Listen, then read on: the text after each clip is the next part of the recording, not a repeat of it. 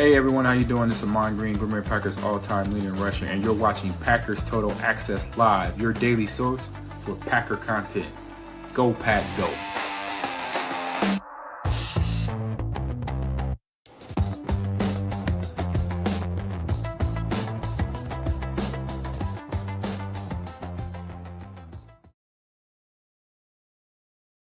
What's up, guys? Welcome into Packers Total Access. My name is Clayton. You can check us out on packernet.com. Find me on Twitter at Packers_access. And here we are, December 1st. It's Bears week. We're ready for this Packers-Bears rivalry to be rekindled. And boy, oh boy, could it not be in a better situation? You've got the Bears leading the NFC North, the Packers right on their heels. You have a mouthy head coach for the Chicago Bears. You've got a very eccentric, very outgoing, very look at me, flashy quarterback in Caleb Williams. On the other side, you have a Matt LaFleur who doesn't like to talk to the media, doesn't like to put headlines out there. You've never heard him disrespect any other coach. It's just kind of keeps it even keel, keeps everything close to the vest. You've got Jordan Love, who is a silent assassin. This dude never talks crap, never is flashy, never tries to draw attention to himself. If anything, it's always about doing community service and obviously, raising money for local law enforcement in Green Bay and awareness and this and that stuff he's doing in Bakersfield, I believe it is, California, back home, the area where he's from, trying to get the public and the police force to kind of join together and become more in unity, more unified to make the communities better.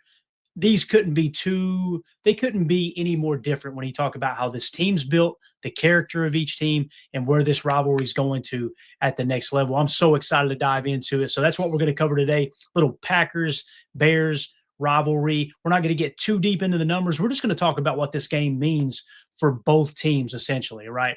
And really, you got to start things off with Ben Johnson and what he said back in January. We're going to bring you those comments back to the surface, how Ben Johnson disrespected Matt LaFleur as soon as he got the Chicago Bears job. We're going to talk about Matt LaFleur's coaching record, Ben Johnson's coaching record. We're going to talk about where PFF has these teams ranked. We're going to talk about where these statistics have these teams ranked in the important categories of scoring offense, scoring defense, yards per play, points per or yards per play allowed, all those different things. So going to do a quick deep dive and get this rivalry week kicked off.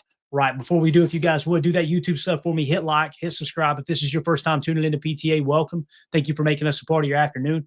We're not experts. We're not insiders. We're not media members. We're fans just like you talking Packers on the daily. So if you're looking for that type of content, make sure you hit subscribe and click that bell icon so you're notified anytime we do hit that go live button here, which we'll do multiple times a day in most cases. I see the chat's already filling up. Appreciate everybody jumping in. We got Nick McSwain in the house, Mitchell's mommy in here, and United Bates. Let's see who else we got in here. Paging Dr. Crutch. Good to see you, sir. Cannonball John. Everybody following in. Thank y'all so much for making us part of your afternoon. Let's waste no time. Let's get into it. What are we talking about here, first of all? The comments that Ben Johnson made back in January, okay? I just grabbed this clip real quick and threw together the most important part at his introductory press conference with the Chicago Bears. This is what Ben Johnson had to say about Matt LaFleur back in January. Here we go. Dan Campbell, Kevin O'Connell, you're talking about two guys that are up for Coach of the Year awards as the season ends here. And to be quite frank with you, I kind of enjoyed beating Matt LaFleur twice a year. So awkward. Is there a more punchable face than that right there? Seriously. You talk about a weak chin, and if I hear another person talk about how jacked Ben Johnson is because he took his shirt off, like the prima donna he is, matched up perfectly with his quarterback who couldn't hit a bull in the ass with a mop, I could have a higher completion percentage than Caleb Williams in the league, to be honest with you. Remember, they were going to fix the receiving core. The receiving core was going to be, oh, yeah, this is going to fix everything, and all of a sudden the completion percentage is just as bad, right? We talk about the adjusted completion percentage ranking somewhere down in the 40s, I believe it was. It was definitely the upper 30s, right? So again, Ben Johnson comes in. Notice how he mentioned Dan Campbell. By the way, how's Dan Campbell's season going? Somebody remind me.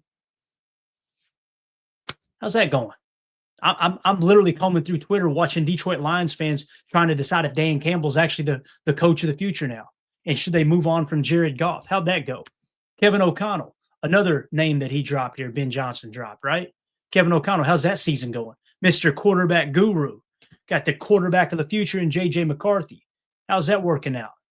Right? And then he intentionally leaves Matt LaFleur out of the conversation and then says, I've enjoyed beating Matt LaFleur basically every time I've played him, essentially is what he's saying, right? This dude right here, I love the fact that this is fodder. I love the fact that this is bulletin board material.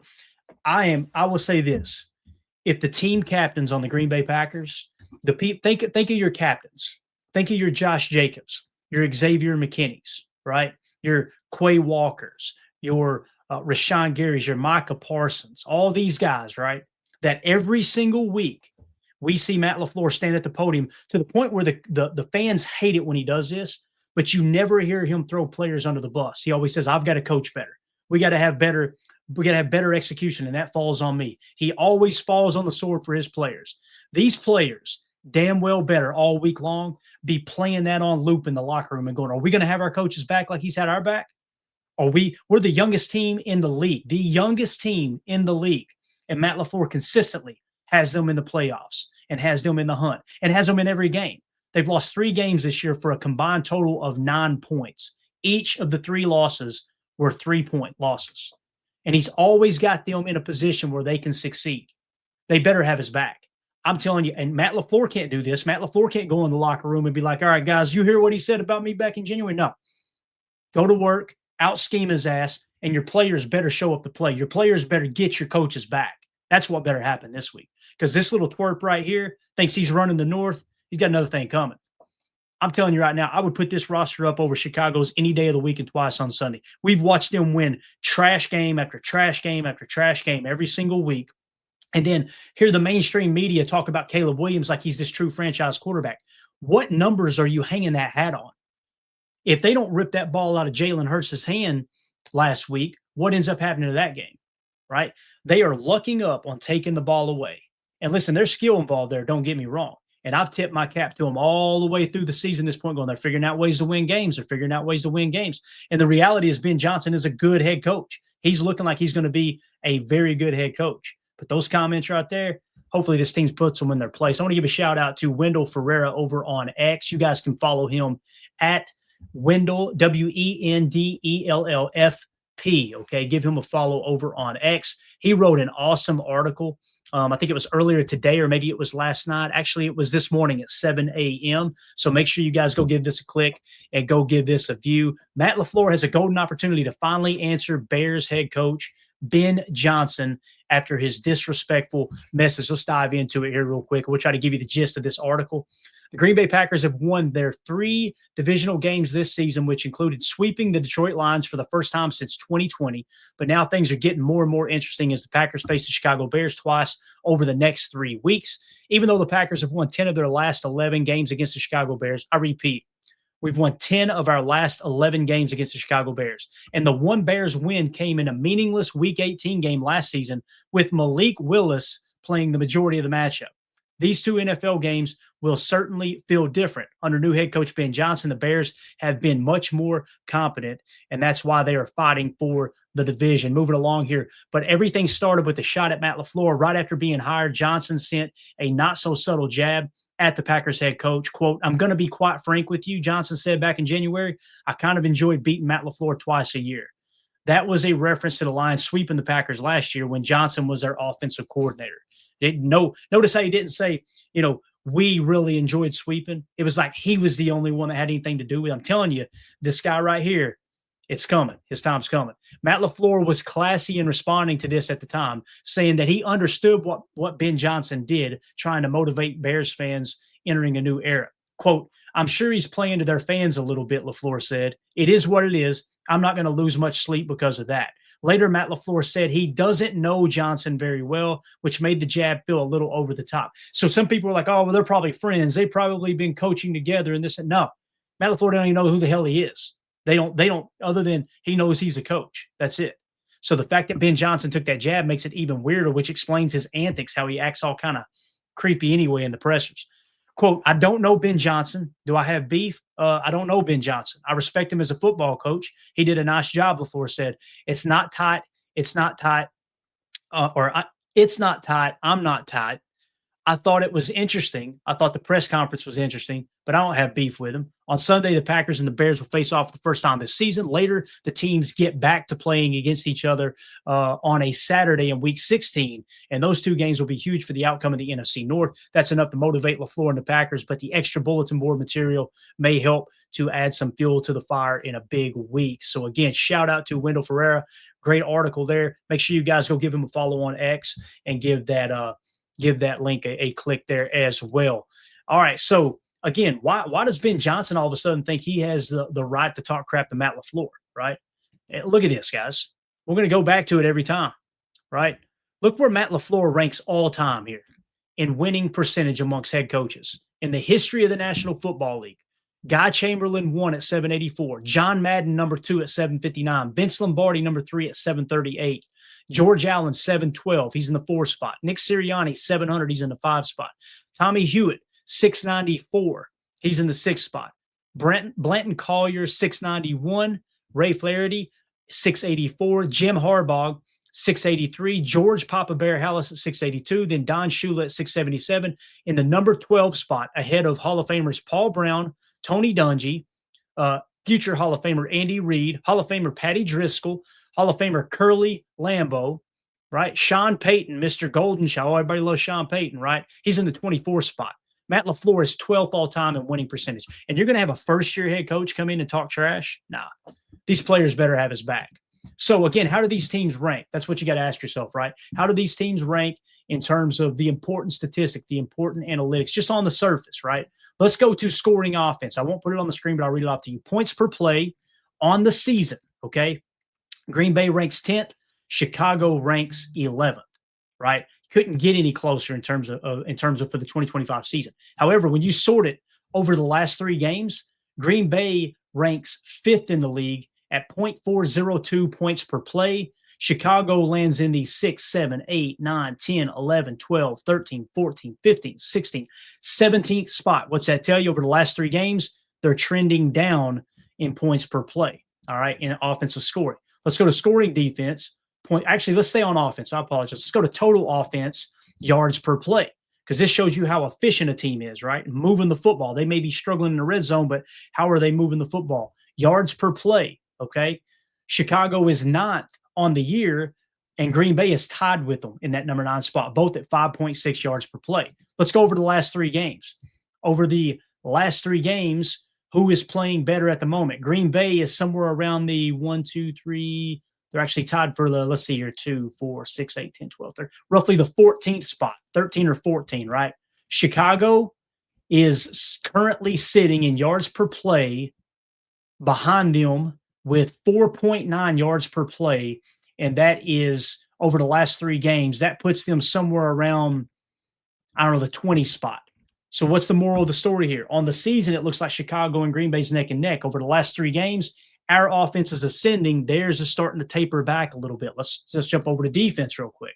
Scoring defense, opponent points per play. On the year, Green Bay's opponent points per play allowed, all right, scoring defense.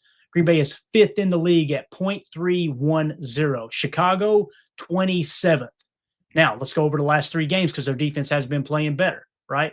Over the last 3 games, Green Bay is sitting in the 1, 2, 3, 4, 5, 6, 7, 8, 9th spot at 0.289. Better than the entirety of their season. However, they've dropped in the rankings a little bit, not at 0.289 points per play allowed. Whereas Chicago, they are another 10 spots below them at 0.345 points per play. So of the last 3 games, Green Bay's playing better offense. They're moving the ball more efficiently than Chicago. They're scoring more points, significantly more points than Chicago in terms of points per play. They're allowing less points per play on defense. And now let's jump over to yardage. And let's go total defense, opponent yards per play. On the season, Green Bay is tied for 4th best at only 4.7 yards per play allowed. On the season, Chicago is 30th at 6.1. When you go over the last 3 games here recently, Green Bay is somewhere around the 2, 4, 6, 8, 10, 12, about the 13 spot with 4.8 yards per play allowed. Chicago is about 8 spots below them at 5.3. So again, the Packers are playing better football right now than the Chicago Bears are. Does that mean they're going to win on Sunday? No, it doesn't. But just to kind of put things into perspective and look at every angle here, how do these two teams match up? Ben Johnson, I think his mouth might have wrote a check that his ass can't cash, to be honest with you. I'm excited about this game. Again, Green Bay's got to show up, and the thing that the Chicago Bears do well is they take the ball away. I'm excited to see if this Green Bay Packer team can continue to protect the football, and let's see if Caleb Williams can protect the football as well. Let's see if we can slow down their running. Everybody last week said no way the Packers going to slow down Detroit's running game. You kidding me? Look at Detroit. Detroit ran all over the Giants. Well, it was the Giants, right? So the Chicago Bears' running offense, their rushing offense, has been pretty solid here lately, right? Let's look at how the teams rank overall according to PFF. They have the Green Bay Packers grading out as the 4th best team. The team that we just beat on Thursday is the 3rd highest graded team in the Detroit Lions. Now, you guys know I've been very vocal. I think that Dan Campbell has lost some games this year being too aggressive on 4th down, right? So the fact that we beat the number 3 team just shows how well they've been playing at a 92.6. The Packers are sitting at 88.6. Where's the Chicago Bears? Chicago Bears are in the 15th spot at 77.2 is their grade. All right. Now, what is it they're doing well? Running the football. If you sort by run grade, the Chicago Bears have the 4th highest run grade, all right, amongst PFF at an 88.0. So that's how they shake out right now. Detroit's run grade in terms of PFF score was ranked 9th. So the Chicago Bears are running the football better according to PFF. However, if we cross-check this and we jump over to rushing offense and yards per rush attempt, let's see how Chicago's actually doing. They are 5th in the league on the season. However, over the last 3 games, they're sitting in the roughly 7 or 8 spot. All right. So what's their running game going to go up against? Our rushing defense, yards per rush attempt allowed. The Green Bay Packers are tied for 5th best on the season in yards per carry allowed. And over the last 3, they are sitting at about the 10 or the 12 mark right now at 4 yards per carry allowed. So again, it's going to come down to how can the Packers stop this running attack of the Chicago Bears, right? And again, what is Ben Johnson going to do to scheme around the fact that Caleb Williams has struggled throwing the football? Elite scrambler, got a cannon for an arm, right? I literally watched a show just a second ago where they were raving over Caleb Williams and that touchdown pass he threw to Colston Loveland. It was an absolute dime. He dropped it in the bucket, a perfect throw. Boys, do we need to pull up the stats from that game? You literally showed one play from that game and didn't dive into anything else he did as a quarterback. I love the fact that they're overhyping him. Keep overhyping him. And the reality is that the Packers lose to the Bears on Sunday, it doesn't mean it's the end of the season for the Packers. We play them again in 2 more weeks, but I'm going to tell you this. It's going to tell me a lot about this Green Bay Packers team, whether or not they have Matt LaFleur's back. Because again, all year long, anytime something goes wrong, he takes the blame. He falls on the sword, right? And then you've got Ben Johnson calling him out in the media. I'm excited to see what this Green Bay Packers team does when Chicago comes to town this Sunday. Again, that's a 3:25 Central kickoff for that ball game. I want to know what you all think in the comments. Let me know, watching this video back, how you feel about the Packers and the Bears matchup this weekend. Do you think, and here's the other thing we didn't even talk about in terms of scoring defense, right? We kind of hit on it a little bit. Let's go to passing defense and scoring defense. Opponent points per play allowed. We kind of talked about it a little bit there with Chicago, where they're ranking on the year. They're sitting in the 27th spot, right? Passing defense, as it sits right now, opponent yards per pass attempt allowed. Green Bay is 4th best in the league. So Caleb should struggle to throw the football. You need to key in on stopping the run first and foremost. But Chicago's pass defense on the year, guys, 27th at a 7.2. 7.2 yards per pass attempt allowed. Let Jordan Love cook. Let's go out there and wing that thing around a yard. This is the big question, right, Solder? Is Jaden Reed going to be back? I hope so. I feel like this is what they were extra cautious in bringing him back on Thanksgiving. I think they honestly looked up at that Thanksgiving game and said, you know what? I think we're okay. I like the way we match up against Detroit. And they were right. So what if they were holding him out to get him back for the Chicago matchup? It's going to be, I'm telling you, it's going to be must-see TV. I think they're two really good football teams. You've got one that's scrappy and takes the ball away, and they're figuring out how to win games they shouldn't be winning. And the other one, you've got a team that's maybe lost a couple games they should have won, but albeit by 3 points. So I think you're going to get a clash here. NFC North, that crowd is going to be hopping. It's going to be rowdy. Let's go out there and get the damn job done. That's what it comes down to. So really, really excited. Let's see what everybody's saying in the chat. Older Than Dirt said the Packers will bring the Bears back down to earth. I see a 35-10 win. I know this. The goal is always just to win the game, right? But boy, oh boy, if there was ever a game where you go, you know what? Let's throw the damn pedal down let's put the pedal to the metal and not look back, and let's try to boat race these fools. Let's don't just try to win. Let's go out there and just demolish them in every single aspect of the game. This is the tone I would be setting for the team. And again, it's got to be set from within. It can't be set by Matt LaFleur. Matt LaFleur can't go up there and say, look at what Ben Johnson said. But that team needs to step up and go, look what Ben Johnson said about our head coach, about our leader. Let's go out there and stick up for him. So I'm excited about it, guys. It's going to be a lot of fun. The rivalry is on. It's right, Respect to Orange's rivalry is on. Our wide receivers better catch the ball because J. Love is going to cook. There's not a quarterback in the league that's hotter than Jordan Love right now. Before Monday Night Football, it looks like he's going to be the front runner to win the Offensive Player of the Week for the second time this year. The second time. That's really, really exciting stuff there. So again, man, this is and I hope they do, Doug. It says the press will ask Matt LaFleur about it, and he'll just brush it off to the side. I want to hear one of our players in the locker room say something. Is what I want to hear. I want to hear Micah Parsons or Rashawn Gary or any, give me an Edgerrin Cooper, Xavier McKinney be perfect. Like, yeah, we took note of what Ben Johnson said about our coach. Yeah, we got that. We got that logged away. Just go out there and smoke that head. So let me know in the comments, guys, what you think. Think the Packers got a good shot to win this ball game? How do you feel about the Ben Johnson comments? How do you feel about Matt LaFleur matching up against him? Because I'll tell you this, with how bad their defense is playing in terms of all the analytics other than the takeaways, if we protect the football, that's how Philly screwed the pooch, right? They lost the turnover battle 2-1. They win that turnover battle, and the middle eight stays tied. If they don't lose the ball on that tush push, they were finally starting to get stuff going.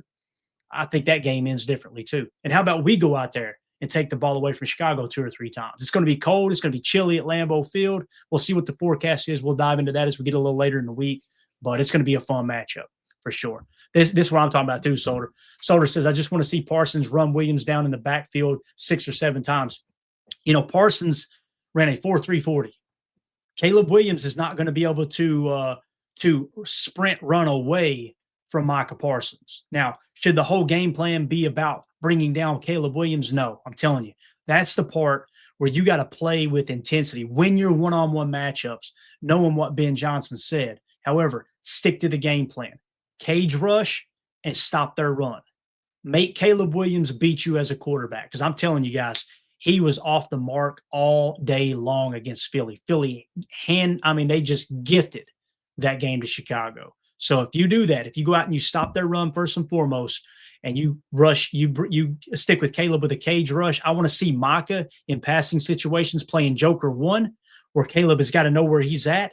Cage rush around him. Don't allow him to get outside of the pocket. For God's sakes, attack his outside half. Make him step up in the pocket and run up the middle. Don't let him do that little jab step in, roll out, and all of a sudden you're attacking the inside half. No, play the outside half. That's got to be the game plan for Caleb Williams. Because I'm telling you, if you take Caleb Williams' ability to scramble away, he is not a starting quarterback in the National Football League. There's nobody who could show me any statistic. I welcome it. Anybody who's hearing my voice, show me anything that backs up Caleb Williams being a solid NFL quarterback if he's not allowed to scramble. You won't find it. So he is what he is. He's a running quarterback. Let's make him throw from within the pocket. Let's make him pass from within the well. Watch him hit our defensive lineman in the face 6 or 7 times in one game if you're making him throw from within the well. Because those cute little arm angles and everything he's got, it's funny how when people keep him in the pocket, he's smacking defensive linemen in the face with the football. And again, very, very inaccurate from having to throw from within the well. If you let him get on the edge, it's a whole different story. So let me know what you guys think in the comments. We will see you guys later on this evening for PTA Live, most likely at 6 p.m. Central. If everything goes as planned, the evening's been a little bit screwed up here. But please Make sure you hit like, hit subscribe, click that bell icon so you're notified when we go live in the future. My name's Clayton. This is PTA. Go Pack Go. There we go. We're out. Bye, guys.